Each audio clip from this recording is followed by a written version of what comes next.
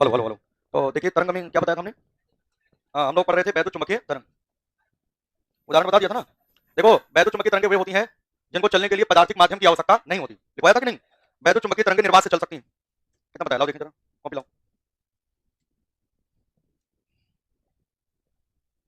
वैद्युत चुम्बकीय तरंग की जो चाल होती है प्रकाश की चाल के बराबर होती है। बताया था। इलेक्ट्रोमैग्नेटिक वेव जो होती है वो अनुप्रस्थ प्रकृति की होती है। किस प्रकृति की होती है। वैद्युत चुम्बकीय तरंगों की प्रकृति ट्रांसवर्स होती है। ट्रांसवर्स का मतलब होता है अनुप्रस्थ। ट्रांसवर्स का मतलब अनुप्रस्थ होता है। और ये निर्वात से चल सकती हैं। वैद्युत चुम्बकीय तरंगें कहां से गमन कर सकती हैं। निर्वात से। निर्वात में इनका जो वेग होता है प्रकाश के वेग के बराबर होता है 3 × 10⁸ मीटर प्रति सेकंड। अनुप्रस्थ इसलिए होती है क्योंकि इनका ध्रुवण हो जाता है। क्या हो जाता है। इनको चलने के लिए किसी भी पदार्थिक माध्यम की आवश्यकता नहीं होती है। वैद्युत चुम्बकीय तरंगों को याद करने के लिए उदाहरण R M I V U X G याद करना पड़ेगा। R M I V U X G. R का मतलब हमने बताया था रेडियो वेव। आर मतलब होता है रेडियो वेव। क्या मतलब है। रेडियो वेव को हिंदी में कहते हैं रेडियो तरंग। आर मतलब रेडियो तरंग हो जाएगा। रेडियो तरंग हो जाएगा। और जो एम होता है एम का मतलब माइक्रोवेव। एम का मतलब माइक्रोवेव मतलब सूक्ष्म तरंग। इसको हिंदी में क्या बोलेंगे। इसको सूक्ष्म तरंग कहेंगे। माइक्रोवेव का मतलब सूक्ष्म तरंग। आर का मतलब रेडियो तरंग। आर का मतलब रेडियो तरंग। एम का मतलब माइक्रोवेव। माइक्रोवेव का मतलब सूक्ष्म तरंग। माइक्रोवेव का मतलब और इसके बाद आई। आई मतलब इंफ्रारेड। आई मतलब इंफ्रारेड। इंफ्रारेड। इंफ्रारेड का मतलब अवरक्त तरंग। इंफ्रारेड का मतलब अवरक्त तरंग होता है। इंफ्रारेड मतलब अवरक्त तरंग होता है। इसी प्रकार से वी। वी मतलब विजिबल लाइट। विजिबल लाइट का मतलब दृश्य प्रकाश। विजिबल लाइट का मतलब दृश्य प्रकाश। विजिबल लाइट का मतलब ठीक है ये भी वैद्युत चुम्बकीय तरंग है। तो आर हो गया एम हो गया आई हो गया वी हो गया। यू मतलब अल्ट्रावायलेट। यू मतलब अल्ट्रावायलेट होता है। अल्ट्रावायलेट का मतलब परावैगनी। अल्ट्रावायलेट का मतलब परावैगनी होता है। यक्स हो गया एक्स रेज होती है। यक्स तरंगे। जी का मतलब गामा तरंगे। तो R M I V U X G. R M I V U X G समझे। R M I V U X जी।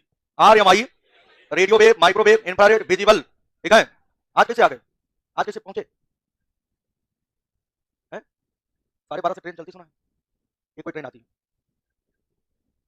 यहाँ रावतपुर रुकती है 12:30 बजे से 12:30 बजे मिलेगी मंदरा में। कितने बजे पता कर लेना। एक लड़का आता नीचे ना। रात का नहीं कह सकते। Can not be said anything about night. आने का तो पता कर लिया। जाने अब अगर वो जा रहा लाइब्रेरी से 8 बजे तो कैसे जाता है। अरे तो कल भी आया था आज भी आ रहा। पूछा हमने ना। नहीं उसी से आ रहा ट्रेन से। ट्रेन से जाएगा। हो सकता है। लेकिन हमको तो यहाँ 8 बजे तक दिखता है। वो तो 2 से 8 लाइब्रेरी लिया ना। नहीं घर जाओ ना ट्रेन से आओ जाओ। ट्रेन पता कर लो। है चलो कोई बात नहीं। एक्स का मतलब एक्स रेज और जी का मतलब गामा रेज। ये किसके उदाहरण हम बता रहे हैं। R M I V U X G किसका उदाहरण है। ये भी वैद्युत चुम्बकीय ये भी वैद्युत चुम्बकीय ये भी सारी क्या है। सारी वैद्युत चुम्बकीय है। मतलब इनको चलने के लिए पदार्थिक माध्यम आवश्यक। ये निर्वात से भी चल सकती है। कहां से। और इन सबका वेग चाहिए वो कोई भी हो सबका वेग प्रकाश के वेग के बराबर ही होगा 3 × 10⁸ मीटर प्रति सेकंड। अब यहाँ पर ये सीरियल जो बता रहे हैं इसलिए बता रहे हैं। पहली बात तो एक तो सारे याद हो जाएंगे। R M I V U X. Gamma rays क्या लिखा है। गामा। गामा मतलब जिसकी ऊर्जा सबसे ज्यादा हो उसे कहते हैं गामा। क्या बोलते हैं। तो यहाँ पर जो गामा है इसका मतलब इसकी ऊर्जा सबसे। इसका मतलब इसकी ऊर्जा सबसे। तो सबसे कम ऊर्जा उससे ज्यादा ऊर्जा उससे ज्यादा ऊर्जा उससे ज्यादा ऊर्जा उससे ज्यादा ऊर्जा उससे ज्यादा ऊर्जा उससे ज्यादा ऊर्जा। ये बताओ ये जो क्रम है ऊर्जा का बढ़ता क्रम है कि घटता। पहले कम फिर ज्यादा फिर उससे ज्यादा फिर इसे कहते हैं इंक्रीजिंग ऑर्डर। क्या बोलते हैं। तो कहने का मतलब ये जो लिखा है ना ये ऊर्जा के बढ़ते क्रम को बता रहा है। अगर इनमें पूछा जाए कौन सी ऐसी वैद्युत चुम्बकीय तरंग है जो सबसे कम ऊर्जा रखती है। रेडियो तरंग। किस वैद्युत चुम्बकीय तरंग की ऊर्जा सबसे ज्यादा होती है। इसका मतलब ये ऊर्जा का कैसा क्रम लिखा है। बढ़ता क्रम समझते हो। ये सबसे छोटी संख्या फिर उससे बड़ी संख्या फिर उससे बड़ी संख्या फिर उससे बड़ी संख्या फिर उससे बड़ी फिर सबसे बड़ी संख्या उसको बोलते हैं बढ़ता क्रम। क्या बोलते हैं। ऊर्जा का बढ़ता क्रम। ऊर्जा का बढ़ता क्रम। और जब ऊर्जा का बढ़ता क्रम है तो यही आवृत्ति का भी क्रम होता है। ऊर्जा और आवृत्ति दोनों एक दूसरे के समानुपाती होते हैं। आवृत्ति का बढ़ता क्रम यही किसका है। आवृत्ति का भी बढ़ता क्रम बोला जाएगा। Increasing order of frequency. क्या बोलेंगे। Increasing order of frequency. ये आवृत्ति का भी बढ़ता क्रम है। इसका मतलब सबसे आवृत्ति ज्यादा किसकी होगी। सबसे कम आवृत्ति। जिसान तुम्हारे पीछे क्या है मन नहीं लगता। क्यों पढ़ाई में मन नहीं लगता है। लोग यहाँ सीखने का प्रयास कर रहे हैं याद करने का प्रयास कर रहे हैं और तुम जो है कोई मतलब ही नहीं बैठे रहते हो। तुम्हारा भी कोई मतलब नहीं है समय काट रहे हो तुम। हाँ शिवम शिवम नाम है ना। समय काटो। जब रिजल्ट आएगा तो मैं फोन करूंगा तुम्हें। जब रिजल्ट आएगा फोन करूंगा। बेटा सर्दी में कई बजे सो उठते थे कहोगे सर्दी 7 6 बजे उठ जाते थे। और उठते कितने बजे हो 11:30 12:30। सही है ना। बोलो। समय वेस्ट कर रहे हो। समय वेस्ट कर रहे हो। अब ये एक सूत्री काम इन्होंने किया सिर्फ सोया है और सोने के बाद जो भी खाना पीना खाया हो नहीं खाया हो कुछ मतलब नहीं। ऐसी पढ़ाई से क्या मतलब। कई लोग हैं इसमें 2 3 लोग हैं जो खाली खा रहे हैं सो रहे हैं कोचिंग आ रहे हैं ले जाकर बैग पटक दे रहे हैं पढ़ाई नहीं है ना। ऐसी पढ़ाई बेटा कोई फायदा नहीं है ना। टाइम भी वेस्ट कर रहे हो अपना। पैसा तो आ जाएगा दोबारा भी आ जाएगा। पैसा तो दोबारा मिल जाएगा। पैसा चला जाएगा दोबारा भी जाएगा। लेकिन ये समय अगर चला गया तो दोबारा नहीं आने वाला। दोबारा नहीं आएगा ध्यान रखो। आवृत्ति का बढ़ता क्रम। और तुम्हारी टीम आई है। नहीं आई ना। कौन नहीं आया जो मारा गया था और फिर मार खाएगा। आज क्या समस्या है? ठीक है, ऊर्जा का बढ़ता क्रम और ये क्या है, आवृत्ति का बढ़ता क्रम, और इसके बाद ये तरंग दैर्ध्य का घटता क्रम है। तरंग दैर्ध्य का घटता क्रम, decreasing order of wavelength.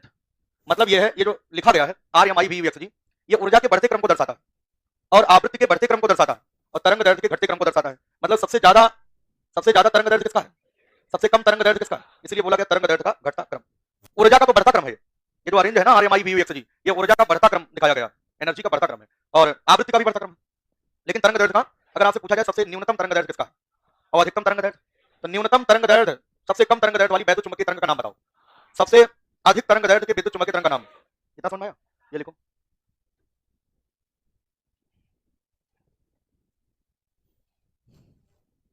Are M I V U X G, मन में इसको पढ़ते रहो, R M I V U X जी।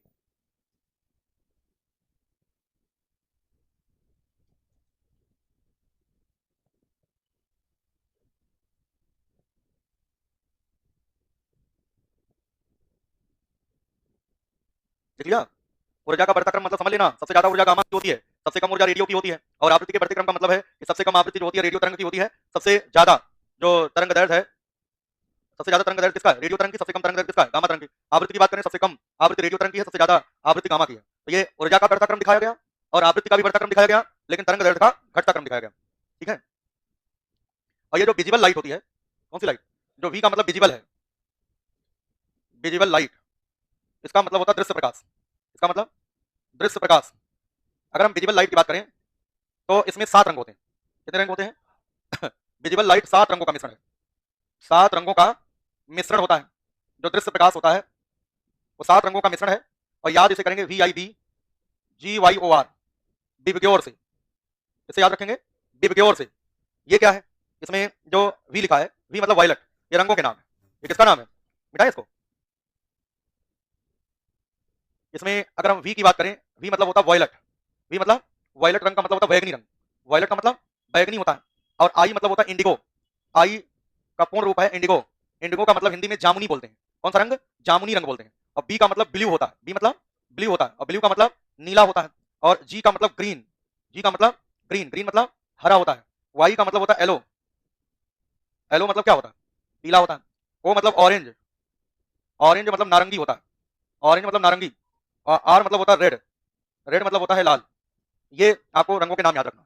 जो इलेक्ट्रोमैग्नेटिक जो तरंगे हमने दिखाया है RMIVUX, उसी में भी है कि नहीं भाई, दृश्य प्रकाश तो उसी में है।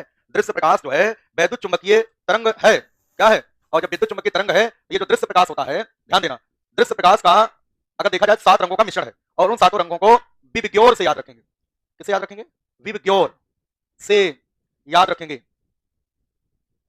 विबग्योर से याद रखेंगे, विबग्योर आधा का है, विबग्योर, और उस विबग्योर में है VIBGYOR, वायलट है, इंडिगो है, ब्लू है, ग्रीन है, येलो है, ऑरेंज है, रेड है, बैगनी, जामुनी, नीला, हरा, पीला, नारंगी, लाल। समझे बात नहीं।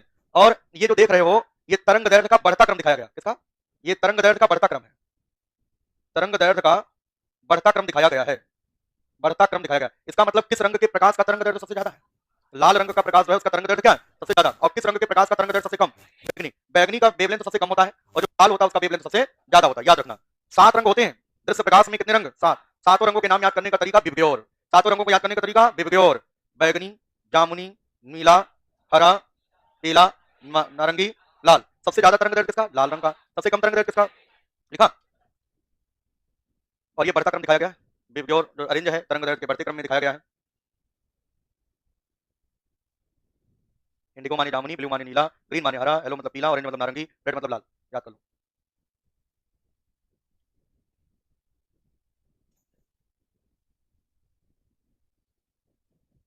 देखो इधर, जैसे हम 4 ऑप्शन दें, ठीक है, और ये आप लोग जानते हो इलेक्ट्रोमैग्नेटिक वेव जो होता है RMIVUX, विजिबल में विबग्योर भी जानते हो। पूछा जाए सर्वाधिक वेवलेंथ है, सर्वाधिक मतलब सबसे अधिक तरंग दैर्ध्य है, यहाँ पर लिख रहे हैं बैगनी, लाल, नीला, सबसे ज्यादा वेवलेंथ बताना। फेल हो गए, पहचानने में फेल हो गए, पूछो क्यों। ये बताओ, ये तरंग दैर्ध्य का घटता क्रम है ना, जो लाल नीला पीले की बात करो, दृश्य प्रकाश के अंतर्गत आएगा कि नहीं, जब इधर जाने पर तरंग दैर्ध्य घटता है तो ये जो दृश्य प्रकाश है इसका तरंग दैर्ध्य कम होगा। दृश्य प्रकाश का तरंग दैर्ध्य उससे ज्यादा किसका होगा? इंफ्रारेड। इंफ्रारेड मतलब अरे सबसे ज्यादा तरंग दैर्ध्य इसी का तो है, उससे कम किसका है? सूक्ष्म तरंग। उससे कम किसका है? औरक्त। और औरक्त से कम किसका? दृश्य प्रकाश। और दृश्य प्रकाश में ही तो लाल है, तो औरक्त से लाल का तो कम ही होगा। ये देखो इधर यहाँ लिख रहे हैं, इसी के अंदर होता है VIBGYOR। ये समझो, इस विजिबल का मतलब ये समझे, इस विजिबल का मतलब ये, जब ये कह रहे हो कि इसका तरंग दैर्ध्य सबसे ज्यादा, देखो तरंग दैर्ध्य का घटता क्रम लिखा ऊपर, इसका तरंग दैर्ध्य सबसे कम, तो इसका सबसे ज्यादा तरंग दैर्ध्य, उससे कम सूक्ष्म तरंग का, उससे कम औरक्त तरंग का, और औरक्त से कम दृश्य प्रकाश का होता है। और दृश्य प्रकाश में जब 7 है तो सातों का इससे कम होगा ना। औरक्त तरंग के तरंग दैर्ध्य से सातों रंगों का तरंग दैर्ध्य कम ही होगा, ज्यादा होगा। जब इसके अंदर ये सारे हैं और इसके पीछे है, अब हम कह रहे हैं इधर जाने पर तरंग दैर्ध्य घट रहा है, तो औरक्त का ज्यादा हुआ कि नहीं हुआ? अब जब विकल्प में 3 में रंग दिया गया है तो दृश्य प्रकाश हो गया ना, काम खत्म। इन सबका क्या मतलब है? इसका इसका इसका क्या मतलब है? विजिबल लाइट क्या मतलब है?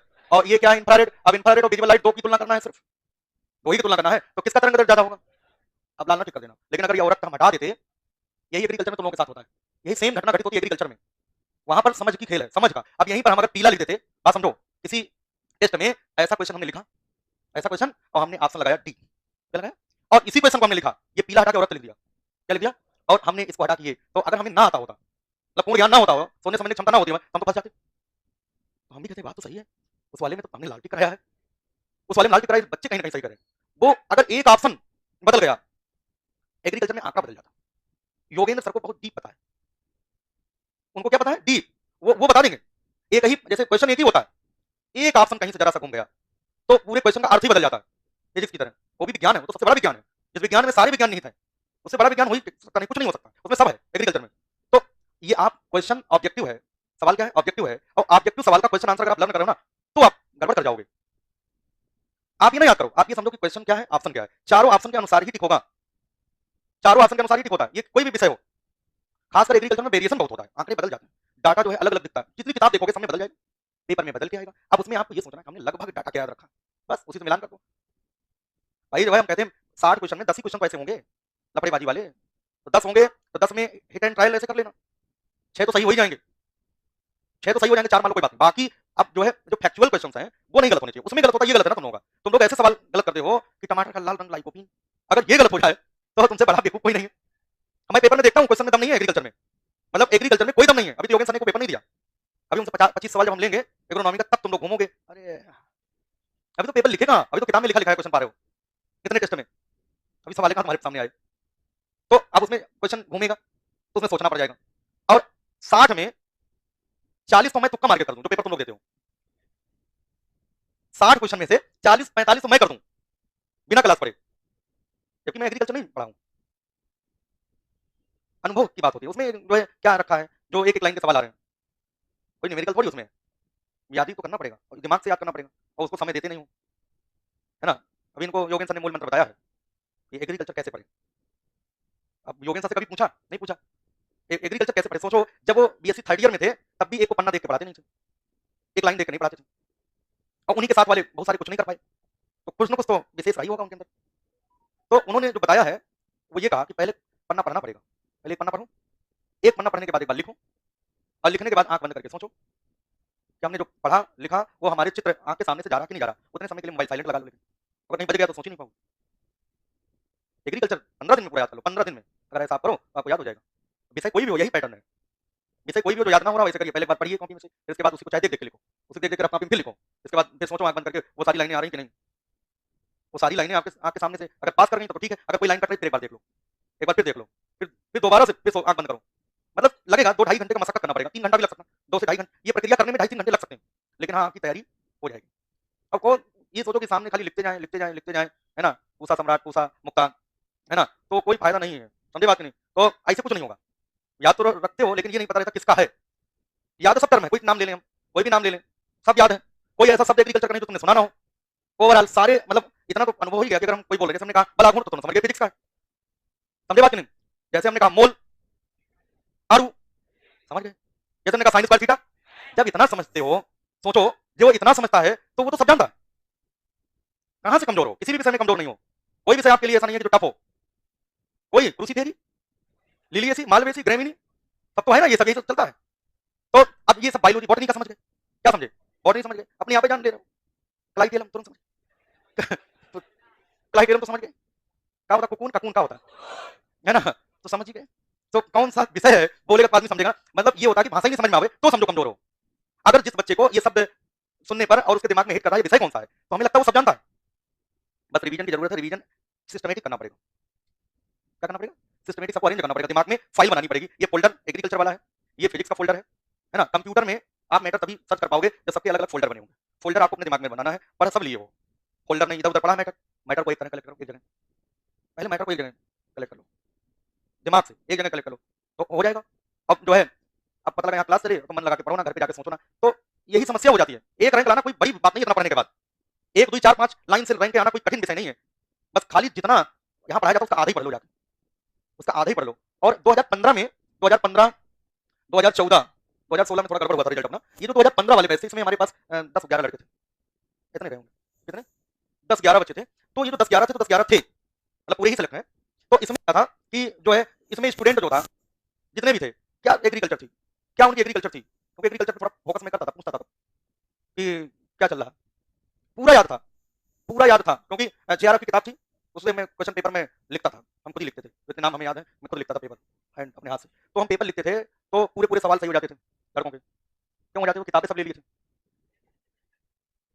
किताब ले लिए थे, ऐसा नहीं है। बच्चे को पता चल जाता ना किस किताब से पेपर बना। ठीक है, तो जैसे कई बार वही पत्रिका से बनी किताब से ये टाप कर गए, लाइन से वही क्वेश्चन मिल गए शुरुआत में, तो पूरे पागे करे, कोर्स में पाए थे वही पागे, ऐसे पागे। लेकिन वो नकल करने के चक्कर में जो है हम कहते हैं नकल कोई कर ले, कॉपी में से नकल करके आओ टेस्ट देने के लिए, हम कह रहे हैं कॉपी में से। अब उनके मतलब अभी तक तो हमने नहीं देख पाए इतना सही कोई कर पाता हो, इतना सही कोई कर ही नहीं पा रहा। और वो लोग काफी पसंद करते थे, मतलब 180 185 ऐसे क्वेश्चन सही होते थे। उसका परिणाम यूजी में तो मान लो एक नहीं आई, 8 रैंक थी मनोज कुमार। एमएससी में फर्स्ट रैंक, एमएससी में उसका परिणाम क्या था? जो उसने पढ़ा था बीएससी में इंटर के साथ तैयारी करने वाला, समझे बात कि नहीं? उसमें गूगल पे आप डालोगे, गूगल पे सर्च करना MSc agriculture topper, MSc agriculture topper तो मनोज का आएगा पीलीभीत, समझे बात कि नहीं? उसमें हमारी फोटो दिखेगी आपको। तो कहने का मतलब यह है। अच्छा दूसरी बात, आज की डेट पे विद्यार्थी सीएसए में एडमिशन लेने आते हैं। 15 और 23 और 24 में क्या अंतर आया? 15 में मान लो तो बच्चों का सिलेक्शन हुआ, हमने एक बार फोन किया, बच्चे घर से चले आए यहाँ रिजल्ट आने के बाद, फोन किया, रिजल्ट आ गया, रिजल्ट देख करके सबको मैंने बताया, क्योंकि संख्या सीमित तो रिजल्ट तो देख ही लेंगे। तो हमने रिजल्ट देख के सबको बताया, सभी सिलेक्ट। हमने कहा सब लोग कोचिंग आओ, सब लोग कोचिंग आए घर से पीलीभीत से, अपना किराया भाड़ा लगा के आया, किराया भाड़ा लगा के गया। तो हमारे पास खुद पैसा नहीं था, हम क्या करें? मेरे पास खुद ही नहीं था। तो आए, फोटो खींचा, किस लिए? केवल फोटो के लिए। अब वो जो जैसे 10 हैं, मान लो 10 बच्चे हैं तो 10 बच्चों को ऐसे ही उसी भाव से पढ़ाया जा रहा था। तो उनको ये लगता था कि जो है अगर ज्यादा बच्चे होते तो और अच्छा पढ़ाते, ज्यादा हम उसी में संतुष्ट थे, हम उसी 10 में संतुष्ट थे, 10 को पढ़ाते थे, संडे टेस्ट करवाते थे, बस टाइप नहीं करवा पाते। टाइप वाला लफड़ा तो उतना हो नहीं पाता था, वो हाथ से लिखना पड़ता था, सारे पेपर लेकर के 200 सवाल हम लिखते थे, तो हमको काफी कुछ याद हो गया था, लिखने से याद हो जाता। अगर आप लोग जो है लिखेंगे तो हमें नहीं लग रहा कोई चीज बच्चे की सब याद हो जाएगी। लिखिए, सोचिए 5 मिनट उसको, मतलब एक पन्ने पर आपको हो सकता आधा घंटा ज्यादा लग जाए एक पन्ना रिवाइज करने में, लेकिन परफेक्ट आप याद कर लेंगे। एग्रीकल्चर रट डालिए, बायोलॉजी रट डालिए, पूरी एग्रीकल्चर याद करो, पूरी बायो याद करो। समझने वाले विषय को एग्जाम के एक दिन पहले भी समझाया जा सकता है, समझाने वाले सब्जेक्ट तो एक दिन पहले, लेकिन टर्म जो है ना बहुत उटपटांग जो शब्द है ना, बायो में इसमें थोड़ा शब्द बड़े बड़े होते हैं, है ना। जैसे कोई शब्द बताओ, है आप समझ लो, ये सब कई बार पढ़ने से आएंगे, जो तुमने पहली बार सुना होगा, जब इनको कई बार सुनोगे पढ़ोगे याद कर लो। बाकी फिजिक्स में सब समझ में आ जाएगा, कोई दिक्कत नहीं, इसमें तो सब आएगा। हम बता दो R M I V X G, ऊर्जा का बढ़ता क्रम, आवृत्ति का बढ़ता क्रम, तरंग दैर्घ्य का घटता क्रम, विजिबल लाइट में 7 रंग, बेबी और से याद रखो, लाल का तरंग दैर्घ्य सबसे ज्यादा, बैगनी का सबसे कम। ये तो चाहे जब बताएंगे याद हो जाएगा, ठीक है। तो R M I V X G हो गया। अब देखो एक बात, यहाँ पर जितनी विद्युत चुंबकीय तरंगे हैं इनका तरंग दैर्घ्य की अगर बात करें, जैसे हमने कहा आर, लिखा एम, ठीक, इनका फुल फॉर्म तो जानते ही हो। इसका वेवलेंथ जो है बताओ सबसे कम कि सबसे ज्यादा, और इसका सबसे, देखो इधर ध्यान से, इधर ना लिखना नहीं, अभी समझो 0.1 एंगस्ट्रॉम। ए लिखने के बाद ऐसे जीरो लिखते इसका पढ़ते हैं एंगस्ट्रॉम, क्या पढ़ते हैं?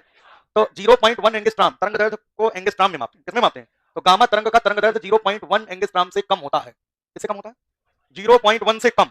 कहा जाए कि गामा तरंग का तरंग दैर्घ्य कितना होता है? 0.1 एंगस्ट्रॉम से कम। और समझो जीरो एक्स रेज का 0.1 एंगस्ट्रॉम से 100 एंगस्ट्रॉम तक, कहां से कहां तक? 0.1 एंगस्ट्रॉम से, उसको कहा 0.1 से कम, इसको कहा 0.1 से, अब 100 से उठा लो, 100 एंगस्ट्रॉम से 3900 एंगस्ट्रॉम तक, सीरियल से चलना, 0.1 से कम, फिर 0.1 से 100, फिर हमने कहा 100 से 3900, फिर यहाँ पर 3900 एंगस्ट्रॉम से 7800, कितना? कभी कभी से 4000 से 8000 लिखा होता, क्या लिखा होता? 4000 से, लगभग मिलता जुलता है कि नहीं? ये 4000 के आसपास है, 8000 के आसपास है, तो ये 3900 एंगस्ट्रॉम से 7800 एंगस्ट्रॉम तक। इंफ्रारेड, आप लोगों को हमने इंफ्रारेड जो है वो सुनाया है, हमने कहा उसमें विकिरण को अवरक्त तरंग कहते हैं, और हमने कहा था अवरक्त तरंग का तरंग दैर्घ्य 7800 एंगस्ट्रॉम से अधिक, तो वही 7800 यहाँ है, वही उठा लो। 7800 एंगस्ट्रॉम से अधिक मतलब 7800 एंगस्ट्रॉम से लेके 1 मिलीमीटर तक, कहां तक? 1 मिलीमीटर तक। 7800 एंगस्ट्रॉम से अधिक लेकिन कहां तक? 1 मिलीमीटर तक। और सूक्ष्म तरंग का होगा 1 मिलीमीटर से उठा लो, 1 मिलीमीटर से 1 मीटर तक। सूक्ष्म तरंग का तरंग दैर्ध्य कहां से कहां तक? 1 मिलीमीटर से। और जो रेडियो तरंग इसका तरंग दैर्ध्य सबसे ज्यादा होगा 1 मीटर से 1 लाख, 1 लाख बहुत ज्यादा, सबसे बड़ा तरंग दैर्ध्य इसी का होता है, 1 लाख किलोमीटर तक होता है। कहां तक? 1 किलोमीटर रेंज नहीं है, 1 लाख किलोमीटर। कितना? देखो अब ये पहले तो हमने उल्टा लिखा, RMIVUXG, फिर देखो 0.1 से कम, 0.1 से 100, 100 से 3900, 3900 से 7800 से 1 मिलीमीटर, 1 मिलीमीटर से 1 मीटर, 1 मीटर से, समझे? तो हमने क्या किया, नीचे से ऊपर लिखा RMIVUXG, जी मतलब गामा 0.1 एंगस्ट्रॉम से कम, उसके नीचे यक्स है, यक्स रेज 0.1 एंगस्ट्रॉम से 100 एंगस्ट्रॉम, उसके नीचे क्या है? 0.1 से कम, 0.1 से 100 और 100 से 3900, कौन आएगा? यू। इसके नीचे 3900 से 7800, उसके नीचे कौन आएगा?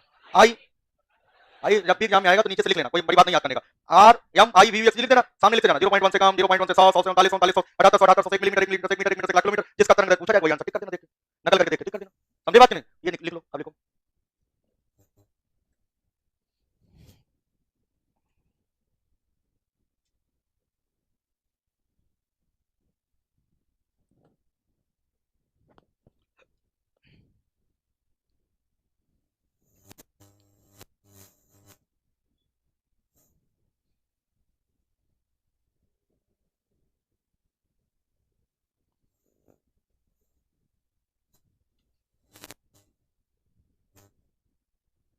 इसके बाद जो यूनिट शुरू होगी वो वैद्युत शुरू होगी। कौन सा? प्रकाश तो कभी भी पढ़ा दे, सोते जागते रहे कहीं, कुछ है नहीं, मेन बहुत टफ है इलेक्ट्रिसिटी समझाना। हाँ तो वो पहले पढ़ाएंगे जिसमें ज्यादा समय देना। अभी चलेगा, एक आध दिन में हो जाएगा, मतलब कोर्स हो गया जितना, वो तो कब का हो गया, ये अतिरिक्त बातें पढ़ा रहे हैं। ये क्या पढ़ा रहे हैं? ये एडिशनल बात, वो तो हो गया, वो तो 4 पन्ना में ही हो यूनिट है।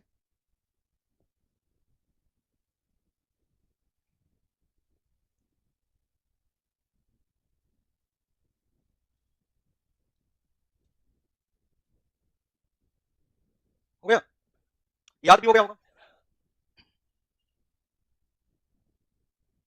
ये जितनी तरंगें आपने देखा सब वैद्युत चुंबकीय हैं। इनको चलने के लिए किसी भी पदार्थिक माध्यम की कोई आवश्यकता नहीं होती। इनके सबके तरंग दैर्ध्य, इनके सबके ऊर्जा का बढ़ता क्रम, घटता क्रम, तरंग दैर्ध्य का घटता क्रम सब हमने बता दिया। सबके तरंग दैर्ध्य की वैल्यू भी बता दिया, किसकी वैल्यू कितनी होती है। सब अनुप्रस्थ स्वभाव की होती है, सबकी प्रकृति अनुप्रस्थ होती है, सबका द्रवण होता है, सब निर्वात में गमन कर सकती है, सब प्रकाश के वेग से चलती है, सारी बातें हो गई। अब देखो यहाँ पर 2 प्रश्न और पूछा जाता है रिमोट कंट्रोल में। किसमें? रिमोट कंट्रोल, रिमोट कंट्रोल में प्रयुक्त विकिरण में प्रयुक्त, जो रिमोट से कोई चीज नहीं, रिमोट, रिमोट समझते हो ना, ठीक है, किसी का रिमोट हो, टीवी का हो, डिजिटल बोर्ड का, इसका भी रिमोट रखा है, ये भी रिमोट से चलता है ना। तो रिमोट कंट्रोल में प्रयुक्त विकिरण, विकिरण या वैद्युत चुंबकीय तरंग किसी को कहेंगे, ठीक है। रिमोट कंट्रोल में प्रयुक्त विकिरण जो होता है वो अवरक्त विकिरण होता है। कौन सा? अवरक्त विकिरण। रिमोट कंट्रोल में किस वैद्युत चुंबकीय तरंग का इस्तेमाल होता है? रिमोट कंट्रोल में किस विद्युत चुंबकीय तरंग का इस्तेमाल होता है? अवरक्त विकिरण का होता है। और जो है पुराने दस्तावेज चेक करने के लिए, जैसे नोट वोट है उसको चेक करना हो कि असली है कि नकली है, या कोई दस्तावेज है पुराना है उसको चेक करना है, ठीक है, पुराने दस्तावेजों को, दस्तावेजों की जांच के लिए, जांच के लिए प्रयुक्त विकिरण, प्रयुक्त वैद्युत चुंबकीय तरंग,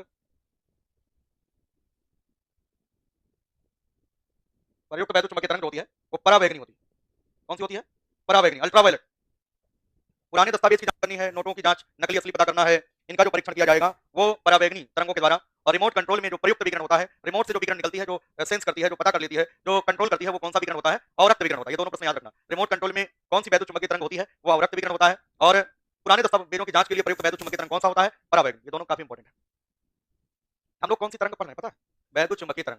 अभी जितनी चर्चा हो रही है सब वैद्युत चुंबकीय तरंग है, मतलब इन तरंगों को चलने के लिए पदार्थिक माध्यम जरूरत नहीं। मिटाया जाए। एक चीज आपको और जानना है, सुनो, अध्यारोपण। क्या जानना है? अध्यारोपण को अंग्रेजी में बोलते हैं सुपर पोजिशन। पीछे क्या बोलते हैं? Super position. सुपर पोजिशन अंग्रेजी में सुपर पोजिशन कहते हैं, और हिंदी में बोलते हैं अध्यारोपण। अध्यारोपण कहीं पर भी किसी भी विषय में नाम आए तो अध्यारोपण में यह समझ जाना, एक चीज के ऊपर कोई दूसरी चीज चढ़ जाए। अध्यारोपण का मतलब चढ़ना, एक के ऊपर दूसरे का चढ़ जाना। अब जैसे मैंने कहा तरंगों का अध्यारोपण, इसका मतलब देखो इधर, दूसरा कोई मास्टर हो तुम लोग डिस्टर्ब कर दो, है ना, वो तो हम कंट्रोल कर देते हैं, पढ़ाई ना पावे।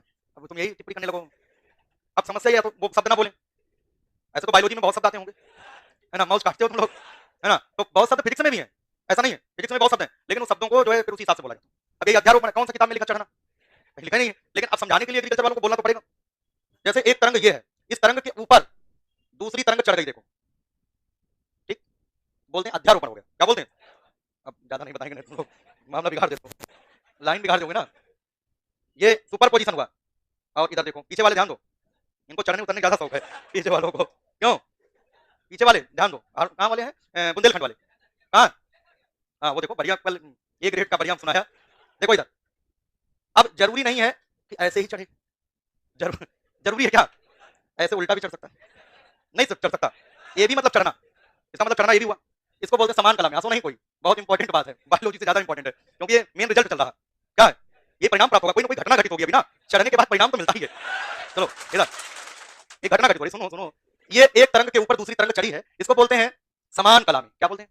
समान कला क्यों बोला? जैसे ये है वैसे ये है, इसको बोलते हैं समान कला में चढ़ गई, मतलब अध्यारोपित हो गई। और इसको कहते हैं विपरीत कला, ये ऐसे है, एक तरंग ऐसे चल रही है, उसके ऊपर दूसरी तरंग चढ़ रही है, लेकिन दिशा देखो क्या, विपरीत, इसको बोलते हैं विपरीत कला में अध्यारोपित हुई है। किस कला में?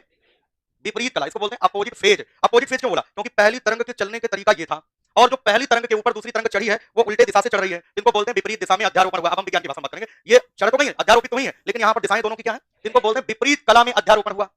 इस कला में, और यहाँ पर अध्यारोपण हुआ तो कौन सी कला है? समान कला में। ये समान कला में अध्यारोपण हो रहा है और ये विपरीत कला में अध्यारोपण हो रहा है। तो इन दोनों तरंगों के अध्यारोपण से, दो तरंगों के अध्यारोपण का मतलब एक तरंग के ऊपर दूसरे तरंग का चढ़ जाना, और वो चढ़ने की जो क्रिया होगी वो समान कला में भी हो सकती है और विपरीत, तरंगे समान कला में अध्यारोपित हो सकती हैं और तरंगे विपरीत कला में भी अध्यारोपित हो सकती हैं। तरंगे समान कला में भी अध्यारोपित हो सकती हैं और तरंगे विपरीत कला में भी अध्यारोपित हो सकती हैं। समझो बात को, जब दो तरंगों का, कैसी भी तरंगे हो, चाहे वो अनुप्रस्थ हो, चाहे वो अनुदैर्ध्य हो, चाहे वो यांत्रिक हो, चाहे वो वैद्युत चुंबकीय तरंगे हो, कैसी भी दो तरंगे हो, जब दो तरंगों का अध्यारोपण होता है, जब दो तरंगों का अध्यारोपण होता है, तो अध्यारोपण के बाद देखो, एक तरंग के ऊपर जब दूसरी तरंग चढ़ेगी तो दोनों मिलकर के एक परिणामी तरंग बना लेंगे, दोनों मिल जाएंगे, कहने का मतलब एक तरंग के ऊपर जब दूसरी तरंग बैठ जाएगी, कहने का मतलब तो दोनों मिलकर के एक रिजल्टिंग वेव तैयार हो जाएगी, दोनों मिलकर के एक परिणामी, एक तीसरी तरंग उत्पन्न हो जाएगी। दोनों मिल गई, अध्यारोपित होने का क्या मतलब? दोनों मिल गई, मिलने के बाद ये तरंग उत्पन्न हो गई है। क्या हुआ? कौन है ये? क्यों सनी? ये कौन है? ये इधर लाल लाल, क्या है मैटर बताओ? जिसको पूछना पूछे, हमसे हमसे पूछो ना, बताएंगे कि नहीं बताएंगे? इन्हीं दोनों का परिणाम है, ये भी तरंग है। नाम, अब ऐसा तरंग चलती तो अनुप्रस्थ ही होती है, नहीं सुना? ऐसे चलने वाली तरंग कौन सी होती है? तो एक तरंग, तरंग मतलब लहर, लहर मतलब हलचल, एक लहर के ऊपर दूसरी लहर जब चढ़ जाएगी तो दोनों मिलकर के एक परिणामी लहर दे देगी, दोनों मिल गई, दोनों क्या हुआ? जैसे एक वस्तु पर दो बल एक ही दिशा में लगेंगे, एक व्यक्ति 10 न्यूटन का बल लगा के खींच रहा, दूसरा 15 न्यूटन का बल लगा के खींचा, तो टोटल बल कितना हुआ? 10 और 15 हुआ कि नहीं? समान कला में खींच रहा। विपरीत कला में अगर 10 न्यूटन का बल इधर लेके खींचे कोई और दूसरा जो है स्टूडेंट उधर 10 न्यूटन का खींचे, बताओ नेट बल क्या होगा? अध्यारोपण इसको कहते हैं। क्या बोलते हैं? अध्यारोपण में परिणामी तरंग प्राप्त होती है, इसको कहते हैं परिणामी तरंग। क्या बोलते हैं? एक तरंग के ऊपर दूसरी तरंग जब अध्यारोपित होगी, चढ़ेगी, तो दोनों के अध्यारोपण से एक नई तरंग प्राप्त हो जाती है, वो परिणामी तरंग। कौन सी तरंग? परिणाम, रिजल्ट प्राप्त होगा, रिजल्ट मतलब परिणाम। तो ये जो परिणामी तरंग प्राप्त होती है ना, सुनो देखो, अभी हमने एक दो दिन पहले शायद बताया था, तरंग की तीव्रता आयाम के वर्ग के, तरंग की तीव्रता आयाम के वर्ग के, ये यही आयाम होता है। ये क्या होता है? इसको कहते हैं आयाम। ये बताओ कि इनके आयाम तो मान लो ये थे, पहले के आयाम ये, दूसरे का आयाम, तो इन आयामों से बताओ ये आयाम ज्यादा है कि नहीं, है ना? और अगर विपरीत कला में अध्यारोपित हुई होती, विपरीत कला में जैसे हमने कहा कि एक वस्तु पर 15 न्यूटन का बल इधर लगाओ और 10 न्यूटन का उधर लगाओ, 15 इधर लगाओ और 10 उधर लगाओ, तो 15 माइनस 10, तो परिणामी कितना होगा? कम हुआ कि नहीं? और अगर 15 और 10 दोनों सेम दिशा में लगते तो 25 बढ़ जाता कि नहीं? तो अगर तरंगे विपरीत कला में अध्यारोपित होंगी, इधर देखो, अगर ये ऐसी है और एक तरंग ऐसी है, विपरीत कला में जब अध्यारोपित होंगी तो जो परिणामी तरंग मिलेगी उसका बताओ आयाम कम आएगा कि ज्यादा? समान कला में अध्यारोपित होंगी तो परिणामी आयाम क्या आएगा? ज्यादा। और जब परिणामी आयाम ज्यादा आएगा, आयाम ज्यादा होगा तो तीव्रता भी क्या होगी, और आयाम कम होगा तो तीव्रता क्या होगी? समझे? जब दो तरंगों का अध्यारोपण होता है, जब दो तरंगों का, तो एक परिणामी तरंग प्राप्त होती है। उस परिणामी तरंग की तीव्रता, किसकी तीव्रता? कुछ ऐसे बिंदु, इनको क्या है? ले जाओ, लेके जाओ, देखो परिणामी तरंग की तीव्रता, परिणामी तरंग क्या हुआ है? लेके जाओ, इनको कमरा पहुंचा दो, दो लोग ले जाओ, दो लोग बाहर कर दो, बाहर अपने आप ही फिरंगी होती है, दौड़ने लगेगी, है ना? चलो जल्दी जाओ निकलो। देखो ये तो समस्या है, उठा ले लो, किलो किलो है यार, 15 किलो है, उठा के लेके जाओ उनको। अरे लेके जाओ, तुम दिमाग ना खराब करो, हमारी क्लास डिस्टर्ब हो रही। देखो इधर इतना बढ़िया मेहनत हमने किया, सारी मेहनत बर्बाद कर दे रहे हैं। देखो आयाम अगर कम होगा तो तीव्रता क्या होगी? आयाम ज्यादा तो तीव्रता। जब दो तरंगों का अध्यारोपण होता है तो एक परिणामी तरंग प्राप्त होती है। क्या प्राप्त होती है? उस परिणामी तरंग की तीव्रता कुछ बिंदुओं पर अधिकतम, कुछ बिंदुओं पर होती है। अब अधिकतम वही होगी जहां समान कला होगी, ये भी कंफर्म हो गया। तीव्रता वही अधिकतम जहां आयाम अधिकतम, और आयाम अधिकतम वही जहां कला क्या हो? समान। जहां कला क्या हो? ले जाओ, जो है जहां कला समान हो, जहां कला समान हो वहां पर तीव्रता क्या होगा? अधिकतम। और जहां कला विपरीत हो वहां आयाम क्या होगा? न्यूनतम। वहां तीव्रता क्या होगी? न्यूनतम। मतलब यह है जिन बिंदुओं पर तरंगे समान कला में अध्यारोपित हुई होंगी वहां तीव्रता क्या मिली होगी? ज्यादा। जहां पर विपरीत कला में मिली होंगी कम। ये जो तीव्रता कम ज्यादा मिला ना, इसी घटना का नाम है हस्तक्षेप। क्या? हस्तक्षेप कहते हैं। इसकी दूसरी हिंदी है, ये शुद्ध हिंदी हमने बोला, इसकी दूसरी हिंदी है व्यतिकरण। क्या? इस घटना का नाम क्या है? व्यतिकरण, इंटरफेरेंस। कहते हैं इंटरफेयर कर रहे हैं, हमारे इनके बीच इंटरफेयर ना करो। इंटरफेयर का मतलब क्या है? हस्तक्षेप। उसे व्यतिकरण कहते हैं विज्ञान की भाषा में। क्या कहते हैं? ये घटना है व्यतिकरण। जैसे हम लोग जब प्रकाश पढ़ेंगे तो प्रावर्तन पढ़ाएंगे, अपवर्तन पढ़ाएंगे, ऐसे ही पूर्ण आंतरिक प्रावर्तन होता है, व्यतिकरण होता है, विवर्तन होता है, ध्रुवण होता है। अब व्यतिकरण और विवर्तन हम यहीं पढ़ेंगे, ध्रुवण की चर्चा प्रकाश में होगी, लेकिन व्यतिकरण और विवर्तन की जानकारी हम यहीं लेंगे। तरंग की घटना है, किसकी घटना है? ये तरंग की घटना है। तो हम क्या बोल रहे हैं? अब जैसे एक लाइन बोल दिया व्यतिकरण, जैसे हमने कहा व्यतिकरण, तो व्यतिकरण मतलब हस्तक्षेप, हस्तक्षेप का मतलब इंटरफेरेंस, इंटरफेरेंस का मतलब है दो तरंगों के अध्यारोपण का परिणाम, दो तरंगों के अध्यारोपण का परिणाम। अब परिणाम में हुआ क्या? कुछ बिंदुओं पर तीव्रता अधिकतम, कुछ बिंदुओं पर तीव्रता, ऐसी घटना का नाम क्या हुआ? व्यतिकरण। व्यतिकरण तरंगों का विलक्षण है, तरंगों में होता है। किसमें होता है? तरंगों में घटना घटित होती है, कोई सी भी तरंग हो, चाहे वो अनुप्रस्थ हो, चाहे वो अनुदैर्घ्य हो, चाहे वो यांत्रिक हो, चाहे वो विद्युत चुंबकीय हो, मतलब व्यतिकरण की घटना सभी तरंगों में देखने को मिलता है। चाहे ध्वनि तरंग हो, चाहे प्रकाश तरंग हो, मतलब ध्वनि का भी व्यतिकरण होता है और प्रकाश का भी व्यतिकरण होता है, ध्वनि का भी व्यतिकरण होगा। और क्लियर है? तो अब देखो, इतना समझाने का मतलब लिखेंगे तो मुख्य बिंदु ना, देखो सबसे पहला पॉइंट यहाँ पर व्यतिकरण, और इसको बोलते हैं हस्तक्षेप। आंसर लिख लेना, तरंग की घटना है, तरंग की घटना है।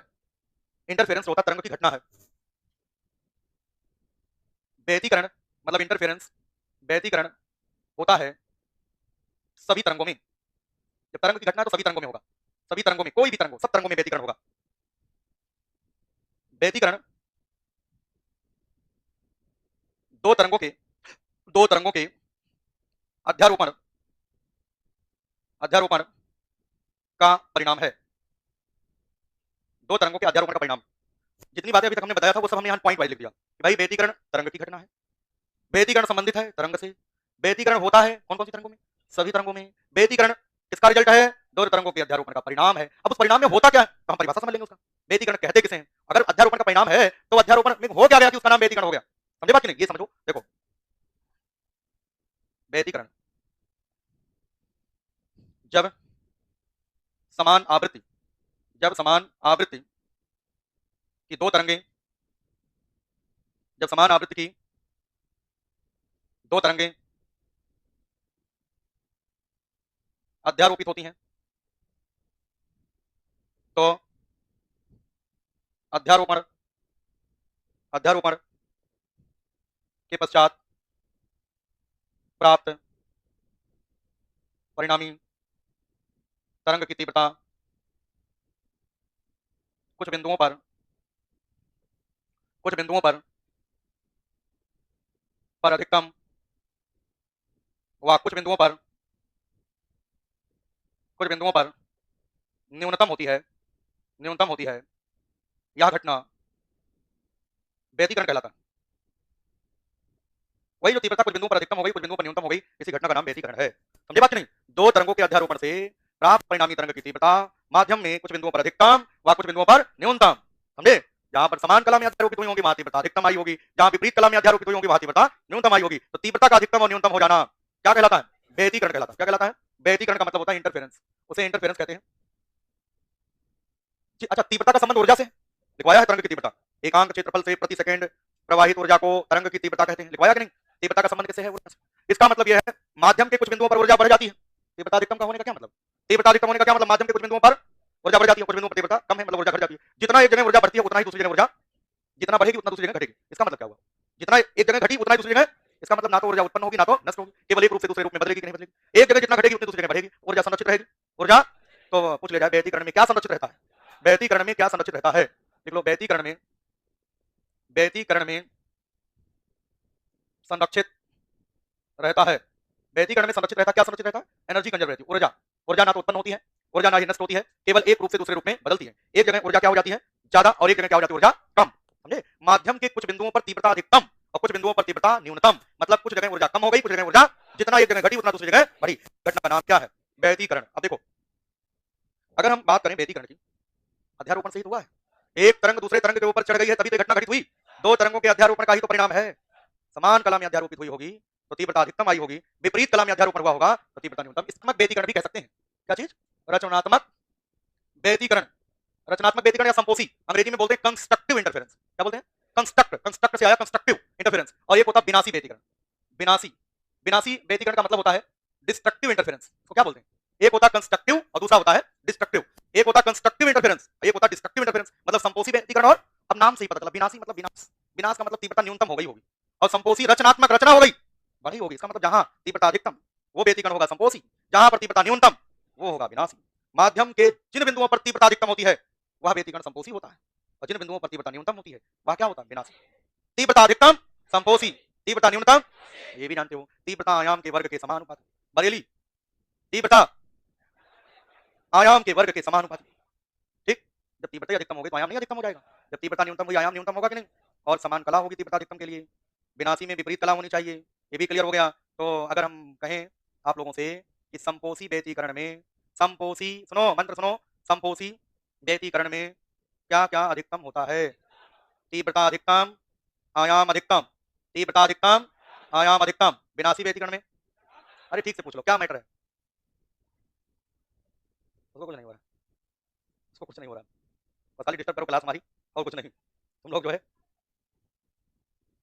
तो देखो संपोषी व्यतिकरण और विनाशी व्यतिकरण, एक तो बहुत कठिनाई से बातें सब अलग है ना, इनको समझाने की कोशिश कर रहे हैं। संपोषी समझ जाओ, तीव्रता अधिकतम, आयाम अधिकतम। विनाशी तीव्रता अधिकतम, न्यूनतम।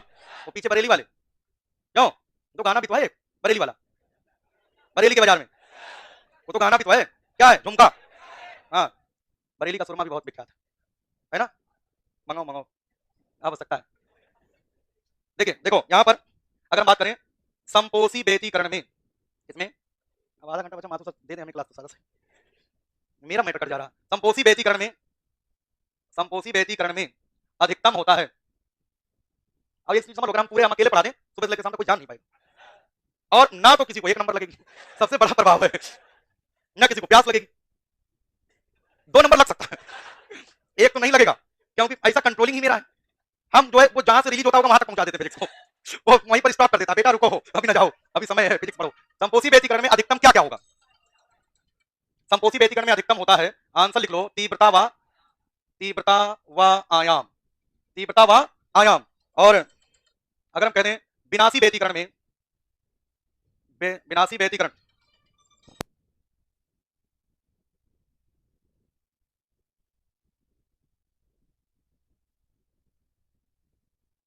विनाशी व्यतिकरण में न्यूनतम, अब इसमें न्यूनतम होगा ना, न्यूनतम होता है क्या, तीव्रता व आयाम, दोनों न्यूनतम होगा, ध्यान रखना। ठीक, तो 4-5 मिनट का समय मिल जाए, 5-10 मिनट और चाहिए, तो ये इसमें कुछ बातें हैं जो एग्जाम ओरिएंटेड बता देंगे, फिर नहीं कल बताएंगे, फिर उतने समय लगेगा, हम अभी बीच में मैनेज कर लेंगे, किसी टीचर के आगमन आने जाने में उतनी देर में आके बता जाएंगे।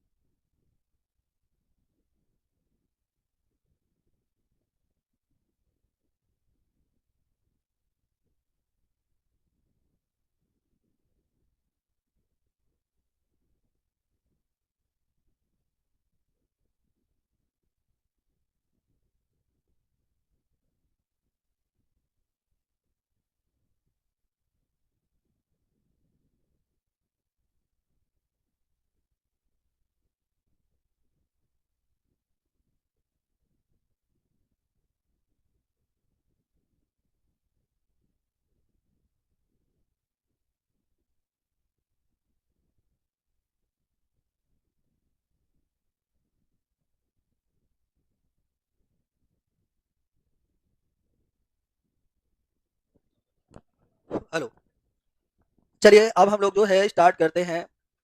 क्या स्टार्ट करेंगे? हैं? क्या? हम लोग जो है स्टार्ट करेंगे, कल हम उस दिन हम लोगों ने सोडियम हाइड्रोक्साइड पढ़ा था। अभी सोडियम के यौगिक और हम लोगों को पढ़ना है, और सोडियम के यौगिक हमारे कौन कौन से हैं। एक तो सोडियम क्लोराइड है, तो उसमें बहुत ज्यादा आपको बताना नहीं है, इसके बाद एक आपका बेकिंग सोडा होगा, सोडियम बाइकार्बोनेट, उसके बारे में कुछ बताऊंगा। इसके बाद आपका एक चिली साल्ट होगा, है ना, सोडियम नाइट्रेट, बता तो चुका हूं लगभग, आपका 50-50% हमने बता दिया है। और एक आपका है वॉशिंग सोडा। तो सोडियम के इतने ही यौगिक हैं, जिनमें से 2 यौगिकों का हम लोग अच्छी तरीके से डिस्कस कर चुके हैं। कौन कौन? 2 नहीं, सोडियम हाइड्रोक्साइड का डिस्कस किया। आज हम लोग सोडियम क्लोराइड के बारे में जानेंगे। तो सोडियम क्लोराइड एक क्या है? सॉल्ट है। सभी लोग जानते हैं कि नहीं जानते हो? सब लोग जानते हो, इसमें कोई भी डाउट नहीं है। देखो भाई, ठंडी यहाँ पर नहीं है, लेकिन बाहर रोड में चलने में समझ में आता है कि सर्दी है, और खास तौर से मोटरसाइकिल में बंद गाड़ी में शीशा लगा हो तब तो कोई दिक्कत नहीं है, तो नहीं तो हवा जो है ऐसा लगता है कि अंदर हो रही है। इसलिए सावधानी रखिएगा, क्योंकि आग, पानी और सर्दी किसी को छोड़ती नहीं, कोई उसका रिश्तेदार नहीं है ना। अगर उसके गिरफ्त में आ गए तो वो छोड़ेगी नहीं।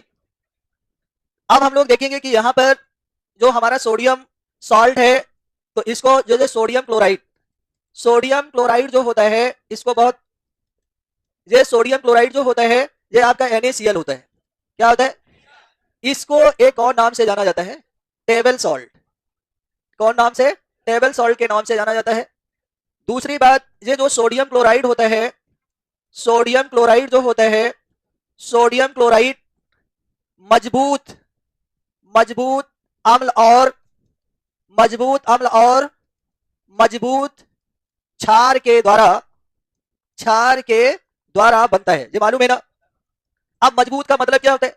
प्रबल, क्योंकि ये जो पेपर में पूछा जाता है तो प्रबल तो सभी जानते हैं, इसलिए प्रबल को वो क्या कहता है? मजबूत। मजबूत का मतलब आप लोग जानिएगा स्ट्रॉन्ग होता है, और ये भी स्ट्रॉन्ग होगा। ये प्रश्न आया था, मजबूत अम्ल और मजबूत क्षार का लवण कौन सा है? तो मजबूत अम्ल और मजबूत क्षार का मतलब आप समझ गए। मजबूत अम्ल कौन कौन से होते हैं? मजबूत अम्ल कौन कौन से होते हैं? अब आवाज नहीं आ रही है, अभी तालियां पीटने को बता दिया जाए तो पट बेंच भी तोड़ दोगे। मजबूत अम्ल कौन कौन से होते हैं? HCl, H2SO4 और HNO। और मजबूत क्षार कौन कौन से होते हैं? KOH और, हाँ, ये बात याद रखना है आपको। जरूरी नहीं है कि सोडियम क्लोराइड ही मजबूत अम्ल और मजबूत क्षार का लवण होते हैं। अगर KNO3 लिख दिया जाए तो वो भी मजबूत अम्ल और मजबूत क्षार का क्या होगा? लवण होगा। तो आपको ये देखना है कि इनके द्वारा अगर कोई बना है, इनके द्वारा जो भी लवण बनेगा वो आपका मजबूत क्षार और मजबूत अम्ल का लवण कहलाएगा। तो ये सोडियम क्लोराइड जो होता है मजबूत होता है, मजबूत अम्ल और मजबूत क्षार का क्या होता है? लवण होता है। NaCl एक प्रबल वैद्युत अपघट्ट भी होता है। NaCl जो होता है एक प्रबल वैद्युत अपघट्ट भी होता है। NaCl क्या होता है? सोडियम क्लोराइड जो होता है, सोडियम क्लोराइड NaCl एक प्रबल वैद्युत अपघट्ट भी होता है, एक प्रबल वैद्युत अपघट्ट भी होता है, प्रबल वैद्युत अपघट्ट होता है। अब आपको एक बात और भी याद रखना है कि प्रबल वैद्युत अपघट्ट होता है। देखो, सोडियम वैद्युत अपघट्ट जानते क्या होते हैं? क्या होते हैं बताया मैंने, क्या होते हैं? वैद्युत अपघट्ट क्या होते हैं? वे पदार्थ जिनके जलीय विलयन में वैद्युत धारा प्रवाहित करने पर आयनों में वियोजित, वो क्या कहलाते हैं? हाँ, वो वैद्युत अपघट्ट कहलाते हैं। तो सोडियम क्लोराइड भी एक वैद्युत अपघट्ट है, इलेक्ट्रोलाइट से। लेकिन सोडियम क्लोराइड का टुकड़ा दे दिया जाए, सॉलिड स्टेट में दिया जाए, और कहा जाए कि बताओ भाई इसमें इलेक्ट्रिक कंडक्ट होगी, वैद्युत धारा प्रवाहित हो सकती है, तो वैद्युत धारा प्रवाहित, दो ही कंडीशन में वैद्युत धारा प्रवाहित होती है, या तो वो मॉल्टन स्टेट में हो या फिर वो सोल्यूशन स्टेट में हो। मॉल्टन समझते हैं? पिघला हुआ। मॉल्टन का मतलब पिघला हुआ, या फिर उसका विलयन बना दिया जाए। अगर ग्लूकोज को घोल दिया जाए और उसमें वैद्युत धारा प्रवाहित करे तो प्रवाहित होगी?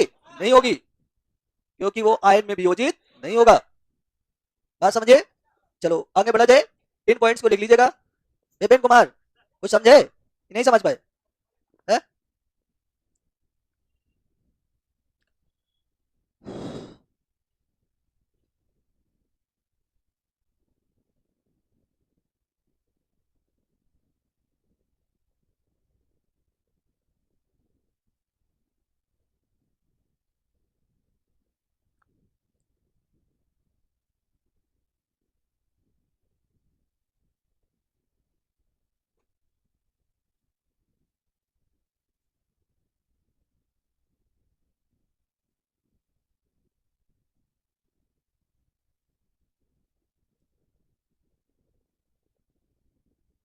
हो गया?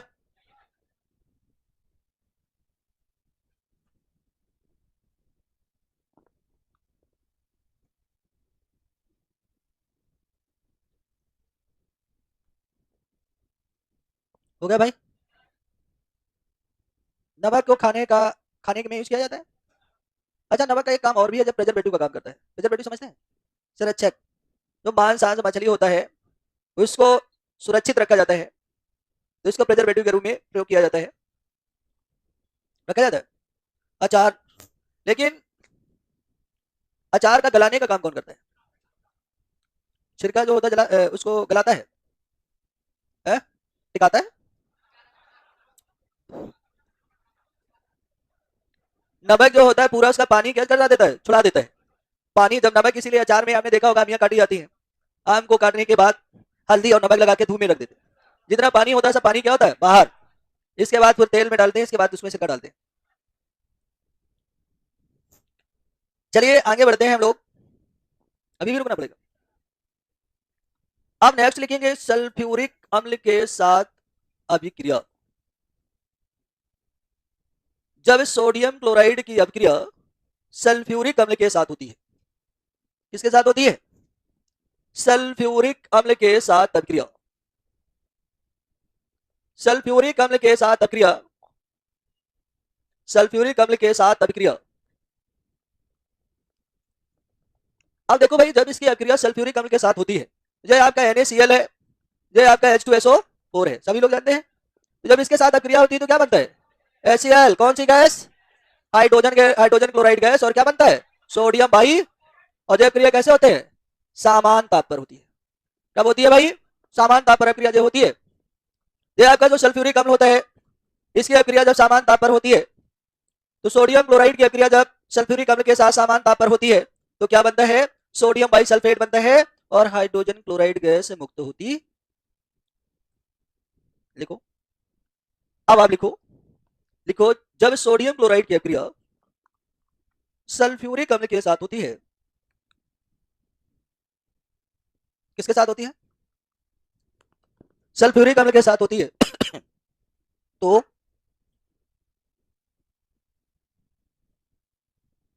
तो हाइड्रोजन सोडियम बाई सल्फेट बनता है। सोडियम बाई सल्फेट बनता है और हाइड्रोजन क्लोराइड गैस मुक्त होती है समान ताप पर। आज का ताप कितना है? 6? सुबह 6 था। इस समय रूम का टेम्परेचर कितना है? बाहर का टेम्परेचर कितना होगा? 18 है, क्योंकि थोड़ा सा धूप आ गई है। लेकिन सुबह का टेम्परेचर 6 था। चलिए आगे देखते हैं, और आगे हमारा क्या होगा। अब नेक्स्ट होगा, नेक्स्ट लिखेंगे अमोनियम नाइट्रेट के साथ अभिक्रिया। अमोनियम नाइट्रेट के साथ अभिक्रिया।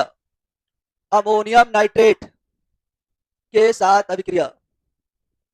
अमोनियम नाइट्रेट के साथ अभिक्रिया। तो ये जो हमारा सोडियम क्लोराइड होता है, लिख लिया ना सभी ने? तो जब जो हमारा सोडियम क्लोराइड होता है, इस सोडियम क्लोराइड की अभिक्रिया जब अमोनियम नाइट्रेट के साथ होती है, इसके साथ होती है अमोनियम नाइट्रेट। तो देखो भाई, ये आपका क्या है? NaCl प्लस NH4, ये क्या है? और यहां पर ये क्या बन गया? NaNO3। क्या बना? अमोनियम नाइट्रेट के साथ करा रहे हैं।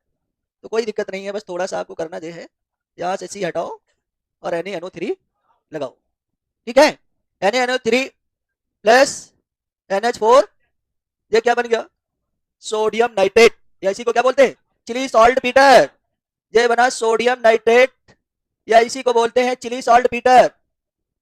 अब जो सोडियम नाइट्रेट बना है, अगर सोडियम नाइट्रेट को गर्म किया जाए तब क्या बनेगा? क्या बनेगा? गर्म कर लो। सोडियम नाइट्रेट को अगर आप गर्म करेंगे तो क्या बनेगा? देखो भाई, ये आपका NaNO3 है, चिली सॉल्ट पीटर है, इसको गर्म करेंगे तो क्या बनेगा? 2NaNO2 प्लस O2 गैस निकल गई। ये क्या बन गया? Sodium nitrite. क्या बना? NaNO2 को क्या कहेंगे? Sodium nitrite. और कौन सी गैस मुक्त हुई? कौन सी गैस मुक्त हुई? लिख दो। अमोनियम नाइट्रेट के साथ जब अक्रिया होती है तो क्या बनता है? चिली सॉल्ट पीटर या सोडियम नाइट्रेट बनता है, चिली सॉल्ट पीटर या सोडियम नाइट्रेट बनता है, चिली सॉल्ट पीटर या सोडियम नाइट्रेट बनता है। इधर देखो क्या दिक्कत है तुम्हें, तुमको लिखना है, ध्यान से सुनो, जब सोडियम क्लोराइड की अभिक्रिया अमोनियम के साथ होती है, अमोनियम नाइट्रेट के साथ होती है, तो सोडियम नाइट्रेट या चिली सॉल्ट पीटर बनता है, जो गर्म करने पर सोडियम नाइट्राइट में परिवर्तित हो जाता है, सोडियम नाइट्राइट में परिवर्तित हो जाता है। किसमें परिवर्तित हो जाता है, बात समझे कि नहीं? तो कल त्रिपाठी तुम नहीं आए थे, कहां थे भैया, नया साल मना रहे थे हैं? अच्छा, जब वाहन गियर नहीं चले, क्या समस्या है? अच्छा, ड्राइवर,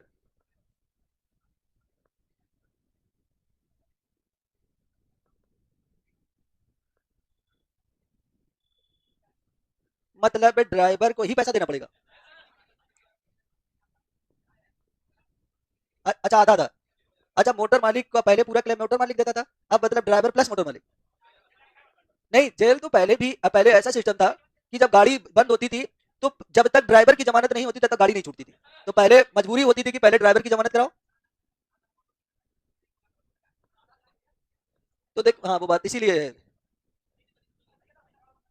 देखो हम बताएं, बैठो बैठ जाओ, देखो वो 2 दिन चक्का बंद रखे, वो 3 दिन चक्का बंद रखे, मोदी जी ने अगर पारित कर दिया, कर दिया।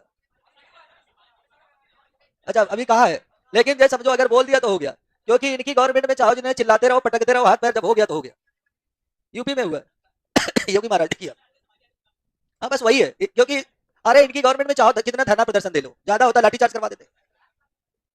तो हाँ, और ज्यादा अगर उपद्रव करोगे तो बुलडोजर चल गया घरों में। अब आदमी, हाँ, इसलिए समस्या है। तो कोई बात नहीं, चलिए, ये हो गया, पेट्रोल डीजल कुछ कम होगा, मतलब पेट्रोल डीजल आज ही नहीं रहा।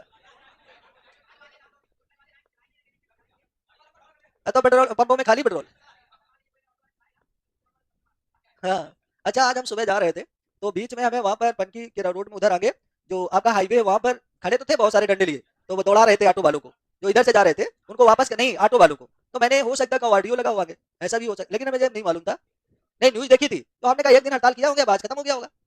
नहीं कहा, हमने कल परसों देखा था तो मुझे बोला था, लेकिन इतना भयंकर रूप नहीं सोचा था कि ले लेंगे। चल रहे हैं अभी भी, डग्गा मारी चल रहे हैं। तो जिनका बैटरी वाला है वो तो चलेगा, है ना? हाँ, नहीं तो एक समस्या ये है ना, एक और ये भी तो कर सकते हैं भाई, जो उसकी स्पीड है वो लिमिटेड कर दी जाए, वो नहीं लिमिटेड करोगे।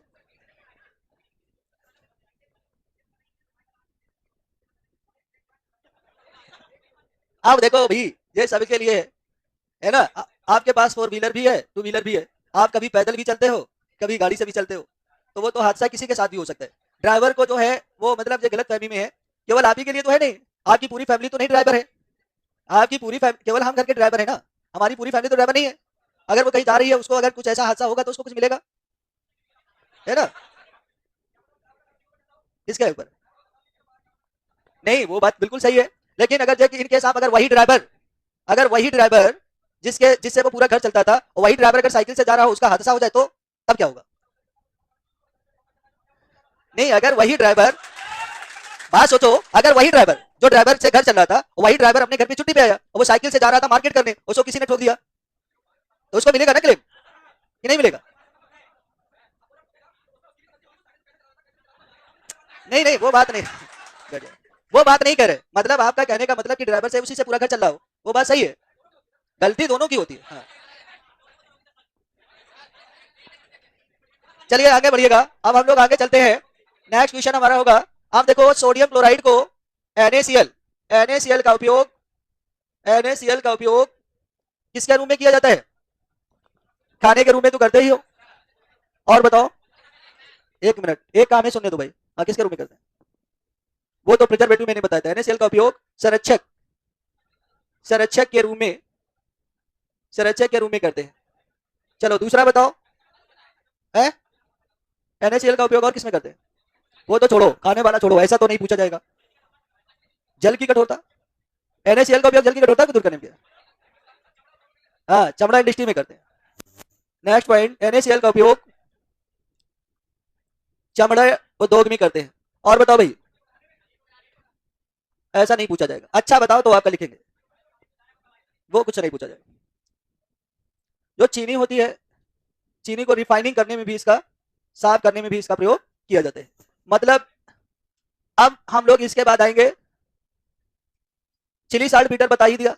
अब चिली साल्ट बीटर का बस उतना ही बहुत है कि उसका फार्मूला क्या होता है, उसको कैसे बनाया जाता है, बन चुका। अब हम लोग देखेंगे बेकिंग सोडा। क्या देखेंगे? तो बेकिंग सोडा क्या होता है, इसको तो लिख लिया होगा। अब हम लोग बेकिंग सोडा पर आते हैं। बेकिंग सोडा खाने का सोडा। बेकिंग सोडा को क्या कहते हैं? जलेबी बनाई जाती है घर में? नहीं बनाई। नया साल है तो बना के लाना चाहिए। अब बनवा के तो नहीं ला सकते हैं, बनी बनाई ले सकते हैं। देखिएगा, हमने आपको उस दिन भी बताया था कि जब हमें प्रोडक्शन कम करना होता है तो हमारा इन्वेस्टमेंट ज्यादा होता है।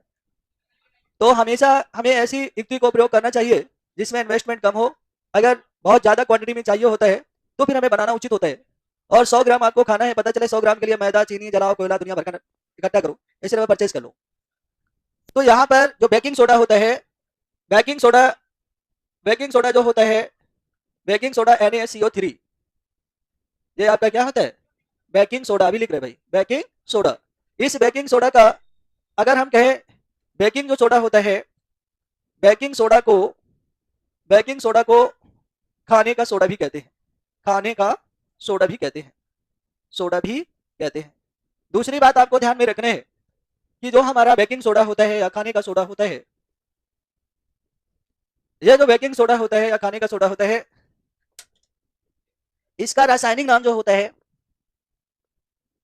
रासायनिक नाम जो होता है, रासायनिक नाम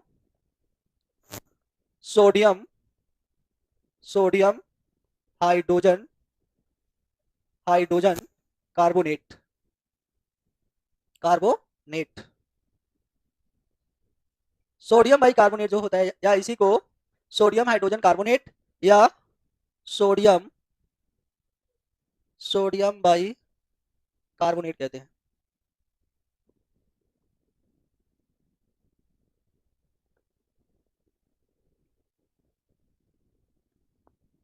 देखो,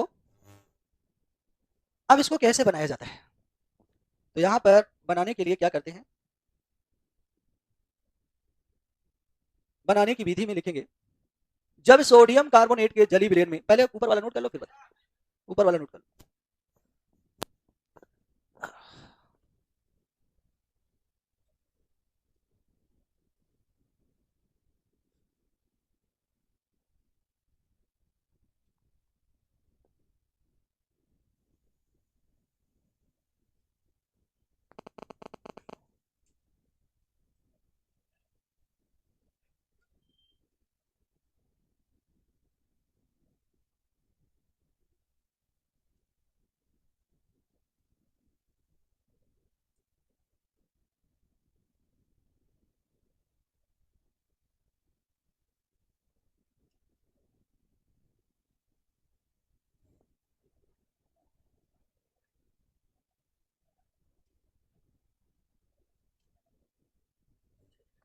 हो गया? अब लिखेंगे कि जब सोडियम कार्बोनेट के, बनाने की विधि में लिखेंगे, जब सोडियम कार्बोनेट के जली विलयन में, जब सोडियम कार्बोनेट के जली विलयन में, जब सोडियम कार्बोनेट के जली विलयन में कार्बन डाइऑक्साइड को प्रवाहित करते हैं, कार्बन डाइऑक्साइड को प्रवाहित करते हैं, तो सोडियम बाई कार्बोनेट बनता है, तो सोडियम बाई कार्बोनेट बनता है। अब देखो भाई, सोडियम कार्बोनेट के जली विलयन में, तो सोडियम कार्बोनेट क्या होता है? Na2CO3। जली विलयन का मतलब H2O। इसमें क्या प्रवाहित करना है? CO2 को प्रवाहित करेंगे। जब CO2 को प्रवाहित करते हैं तो क्या बनता है? 2NaSCO3। ये आपका बन गया सोडियम बाई कार्बोनेट।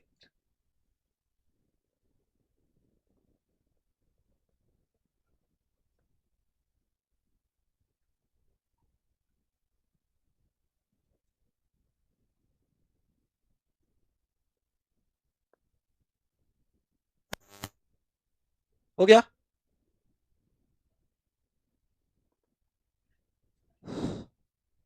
अब आप देखिए नेक्स्ट पॉइंट देखो। ए भाई क्या देख रहा है? क्या देख रहे हो तुम ही? हाँ, नहीं कुछ देख रहे थे तुम। ये क्या है?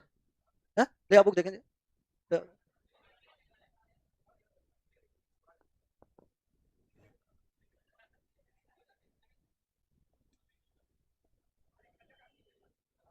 हम्म, लो, लो।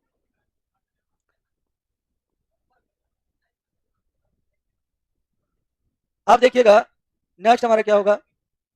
यहाँ पर लिख लिया ना ये। आप देखो ध्यान से इधर।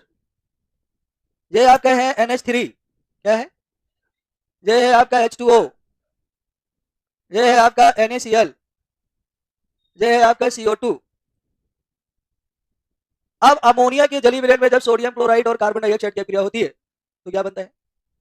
तो यहाँ पर इतना भयंकर आप देख पा रहे होंगे कि अमोनिया है, फिर जल भी है, फिर सोडियम बाइकार्बोनेट भी है।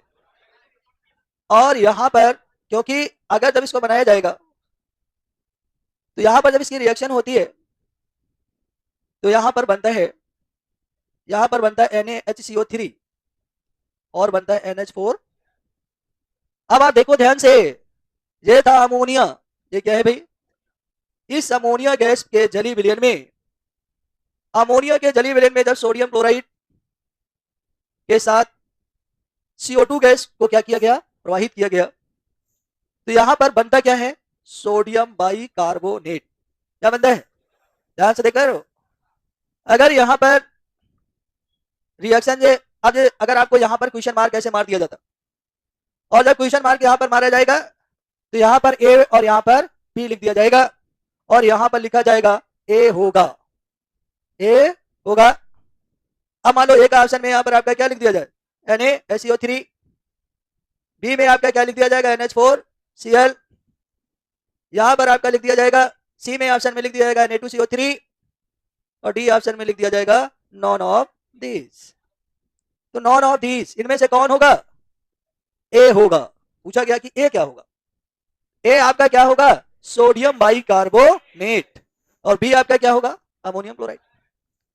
तो यहां पर या आपसे ये भी पूछ सकता है कि ए और बी होगा। तो बात याद रखना है कि जब अमोनिया और H2 और CO2 की अक्रिया सोडियम क्लोराइड के साथ होती है तो सोडियम बाइकार्बोनेट और अमोनियम क्लोराइड बनता है।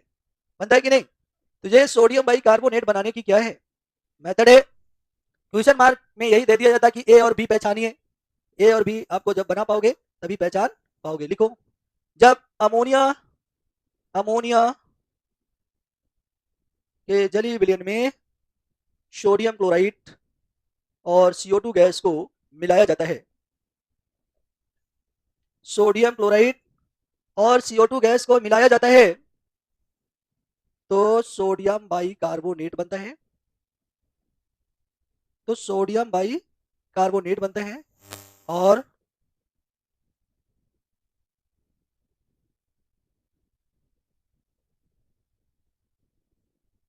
Ammonium chloride. समझ में आ गया ना?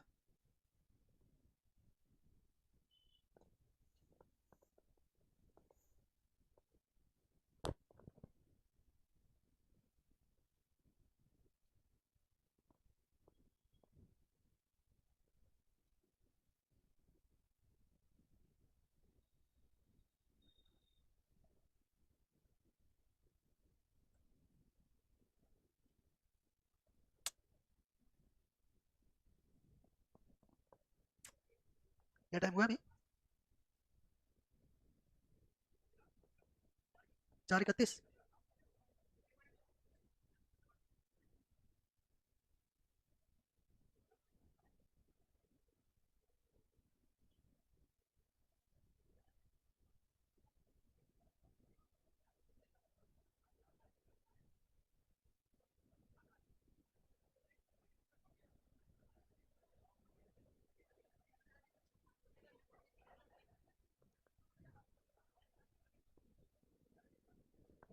हो गया। अब देखिएगा ये जो सोडियम बाइकार्बोनेट होता है, इस सोडियम बाइकार्बोनेट को किसके किसके रूप में प्रयोग किया जाता है? तो आपको मालूम है कि ये जो सोडियम बाइकार्बोनेट है, अगर सोडियम बाइकार्बोनेट को गर्म कर दिया जाए, इधर क्या होता है जब सोडियम बाइकार्बोनेट को गर्म करते हैं? हमने पूछा क्या होता है जब सोडियम बाइकार्बोनेट को गर्म करते हैं। तो भाई सोडियम बाइकार्बोनेट को जब गर्म किया जाता है, ये सोडियम बाइकार्बोनेट है, इसको जब आप गर्म करोगे तो क्या होगा? सोडियम कार्बोनेट बनता है और CO2 गैस मुक्त होती है, और साथ में तो ये क्या क्या बना? Sodium sodium carbonate. Sodium carbonate बनता है। आप लोगों से बोर्ड में पूछा जाता है, how will you obtain sodium carbonate से या सोडियम बाइकार्बोनेट से सोडियम कार्बोनेट कैसे प्राप्त करोगे? गर्म कर दो। आपसे अगर पूछा जाए कि सोडियम बाइकार्बोनेट से सोडियम कार्बोनेट कैसे प्राप्त करोगे, उसको गर्म कर दो। और केवल इतना ही नहीं लिखोगे कि गर्म करके, पूरी रिएक्शन लिखोगे। और अगर अभिक्रिया आपकी सही हो गई तो पूरा नंबर मिलेगा, और अभिक्रिया गलत हो गई तो 0 नंबर मिलेगा, क्योंकि काफी इसमें होती है बिल्कुल accurate check, as like mathematical step wise marking. हाँ, अब वो टीचर का दया भाव है कि आपने 2NaCO3 ना लगाया हो, रिएक्शन बैलेंस ना हो, तो फिर वो उस पर भी नंबर दे दे। और कभी कभी क्या होता है, अगर किराए का टीचर आया होगा, ठेके पे हो जाते ना, खासतौर से हाँ एजी में ठेके में हो जाते हैं, सभी में बात है ठेके में। जैसे हमारा आया तो हमने सोचा हमारे पास टाइम नहीं, ले लाओ लेटर इधर उधर से केमयू करके उसको बनवा दिया। अब वो बना, जब वो उसका बन गया, केमयू बनता है, केमयू 99 सेंटर पे ही बनता है जहाँ पर कॉपी चेक होती है, तो वो उसका टारगेट होता है पैसा। फिर वो क्योंकि उसको जानकारी होती नहीं, मुझे देखता कॉपी में कुछ लिखा है, अच्छे स्टूडेंट का उसमें नुकसान हो जाता है, क्योंकि वो ऐसी मार्किंग करता है, एवरेज मार्किंग करता है, ना बहुत अच्छी करता है और ना बहुत खराब करता है, मीडियम में मार्किंग करता है कि बच्चा कोई मतलब जो उंगली ना उठा पाए। हाँ, अब उसमें अच्छा बच्चा जो होता है उसका नुकसान हो जाता है। तो जैसे मान लीजिए आपके नंबर आ रहे हैं वो अच्छे और इसी गड़बड़ है, तो इनको फायदा हो गया। तो स्कूल में जैसे 40 बच्चे हैं, 40 की मेरे हाथ में आ गई, तब इनको बहुत सारे संतना देंगे, यार मेरे तो भी इतने आए हैं, तो फिर नहीं करते हैं। और नहीं तो फिर वहां पर बोर्ड में चैलेंज फॉर्म भर दे दिया जाता है, कॉन्फिडेंस फॉर्म, चैलेंज फॉर्म आता है, जिसके मार्क्स अगर हमें डाउट है कि नहीं हमारे मार्क्स इतने नहीं ज्यादा होंगे, वो चैलेंज फॉर्म भरे, फिर कोर्ट में वो कॉपी निकाली जाती है। तो स्टूडेंट जो होता है वो सदमे में आ जाता है, पता नहीं यार हमने सही समय लिखा कि गलत, छोड़ो जो आगे आ गया। टीचर तो सदमे, वही तो उस समय ऐसे चेक ही कर दिया। एवरेज मार्किंग का मतलब यही होता है, क्योंकि अगर वो एक्यूरेट कॉपी चेक करेगा तो उसको जानकारी नहीं है, तो ऐसी मार्किंग करे कि दिक्कत ना हो। हाँ, गांधी जी चल जाते हैं। हाँ, गांधी जी। और अगर चपरासी आजकल होशियार हो गए, पहले वो काफी ऐसे ऐसे कर लेते, तो गांधी जी वहां तक पहुंच भी नहीं पाते। चपरासी आजकल जान गए ना कि बच्चे पैसे रख देते हैं, तो काफी जैसे जब बंडल बांधते हैं तो वो ऐसे ऐसे एक एक को हिलाते हैं, सब काफी ऐसे। हाँ, तो स्टेकर अगर लग गया तो बच गया, और नहीं तो फिर चलिए। तो जो सोडियम बाइकार्बोनेट को जब गर्म करते हैं तो सोडियम कार्बोनेट बनता है, लिख लीजिएगा। और इसके बाद फिर हम लोग पढ़ेंगे सोडियम कार्बोनेट डेकाहाइड्रेट। आज के लिए इतना ही रखेंगे, नेक्स्ट क्लास में फिर मिलेंगे, तो उसमें सोडियम कार्बोनेट डेकाहाइड्रेट होगा, और साथ साथ में हम लोग क्या पढ़ेंगे? कैल्शियम। कैल्शियम के बाद फिर हम लोगों का क्या आएगा है? अभी पोटेशियम पढ़ेंगे, फिर आपका क्या आएगा? कैल्शियम। तो लगभग जनवरी में उम्मीद है कि हाँ खत्म, मतलब सेकंड यूनिट खत्म हो जाएगी, उम्मीद है, आई होप कि जनवरी में खत्म हो जाए। कोर्स खत्म हो, कौन का बोला कोर्स? कोर्स तो अभी लंबा चलेगा। हाँ, यूपी कैडेट के पेपर तक देखिएगा। हाँ, होली तक खत्म भी, होली के बाद ही खत्म होगा। हमें ये देखना होगा कि एग्जाम आपका कब हो रहा है। नहीं, अगर मई में होगा, एग्जाम देखना पड़ेगा आप लोग।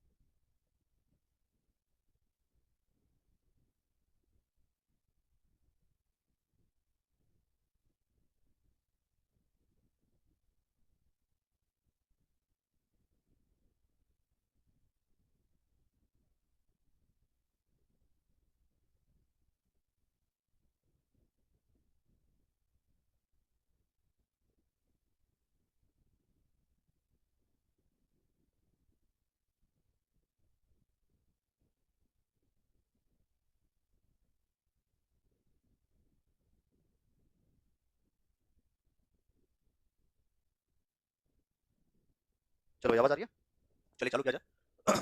और आज थोड़ा सा आगे पढ़ेंगे हम लोग, थोड़ा सा क्या पढ़ेंगे देखो जरा, ठीक है। आइए स्टार्ट करते हैं। क्योंकि लास्ट में हमने जो पढ़ा था, जो चीजें मैंने बताई थी आपको लास्ट में, हमने ये बताया था कि कौन कौन सा तंत्रिका तंत्र हृदय की धड़कन को बढ़ाता है, कौन घटाता है। तो लिखिए जरा 2-3 पॉइंट, लिखो जरा। लिखेंगे हिंदी में, लिखेंगे हिंदी में, लिखेंगे नोट करके, जहां पे लिखा था उसके नीचे जो कल लिखा था मैंने, लिखेंगे लिखेंगे सिंपैथेटिक तंत्रिका तंत्र, सिंपैथेटिक हिंदी में लिखेंगे सिंपैथेटिक तंत्रिका तंत्र, सिंपैथेटिक तंत्रिका तंत्र हृदय की धड़कन को बढ़ाता है, सिंपैथेटिक तंत्रिका तंत्र हृदय की धड़कन को बढ़ाता है, हृदय की धड़कन को बढ़ाता है। दूसरा पॉइंट, दूसरा पॉइंट पैरासिम्पैथेटिक, दूसरा पैरासिम्पैथेटिक तंत्रिका तंत्र हृदय की धड़कन को घटाता है, हृदय की धड़कन को घटाता है, हृदय की धड़कन क्या करता है, घटाता है। तीसरा पॉइंट, तीसरा लिखेंगे, तीसरा पॉइंट, तीसरा पॉइंट मेडुला ऑब्लोंगेटा, तीसरा पॉइंट लिखेंगे medulla oblongata, medulla oblongata, medulla oblongata हृदय की धड़कन को, हृदय की धड़कन को नियंत्रित करता है या नियंत्रित करने में मदद करता है, हृदय की धड़कन को नियंत्रित करने में मदद करता है। लिखवाया कल मैंने फिगर बनाया था भाई, हाँ तो बता दे, लिखवाया नहीं था ना। चलिए नियंत्रित करता है। आज हम लोग आगे पढ़ेंगे थोड़ा सा एक स्टेप आगे, बहुत ही इंटरेस्टिंग टॉपिक है आज का भी, उसी से रिलेटेड है जो कल मैंने पढ़ा था। और आज जो हम लोग पढ़ेंगे उसमें हम ये बताएंगे आपको कि कुछ ऐसे भी हार्मोन्स होते हैं जो किडनी से निकलते हैं, किडनी के ऊपर पाए जाते हैं। जैसे तो क्या आपको पता है कि हमारे शरीर के अंदर किडनी कितनी जोड़ी होती है, एक होती है, एक जोड़ी, एक होती है, एक जोड़ी, कितनी होती है, एक जोड़ी, कितनी होती है, एक जोड़ी। तो जरा क्या करेंगे, तो जरा हम यहाँ पे हेडिंग लिखते हैं, हेडिंग हमारे पास है कुछ एड्रिनल मेडुलरी हार्मोन्स, लिखना नहीं भी, कुछ एड्रिनल मेडुला के हार्मोन, कुछ एड्रिनल मेडुला के हार्मोन्स जो हृदय की धड़कन को बढ़ाते हैं। ठीक है, मैंने क्या बोला, लिखो जरा हिंदी में, लिखेंगे, लिखेंगे महत्वपूर्ण पॉइंट, महत्वपूर्ण बिंदु, हेडिंग डालो महत्वपूर्ण बिंदु, इंपॉर्टेंट पॉइंट या महत्वपूर्ण बिंदु, ये सब सारे इंपॉर्टेंट पॉइंट है। ठीक है, ठीक है, लिखेंगे एड्रिनल मेडुला के, एड्रिनल मेडुला के, हिंदी लिखेंगे एड्रिनल मेड्यूला, एड्रिनल मेड्यूला के, एड्रिनल मेडुला के, एड्रिनल मेडुला के हार्मोन्स, एड्रिनल मेड्यूला के हार्मोन्स, हार्मोन्स हृदय की धड़कन को बढ़ाते हैं, एड्रिनल मेडुला के हार्मोन्स हृदय की धड़कन को बढ़ाते हैं, हृदय की धड़कन को क्या करते हैं, बढ़ाते हैं। ये बात बहुत इंपॉर्टेंट है। तो मैंने भी बताया था कि जो स्वचालित नर्वस सिस्टम होता है, ऑटोनॉमिक, ऑटोनॉमिक नर्वस सिस्टम, उसके दो पार्ट है, सिंपैथेटिक और पैरासिम्पैथेटिक। सिंपैथेटिक बढ़ाता है, पैरासिम्पैथेटिक घटाता है। क्लियर है, चैप्टर तैयार करते चलिए पीछे ध्यान रखना। ठीक है, तो जरा मैं क्या कर रहा हूँ समझ रहा, क्या मैंने क्या किया, बहुत इंटरेस्टिंग, बिल्कुल मजेदार, बिल्कुल कहानी है। मैं क्या किया,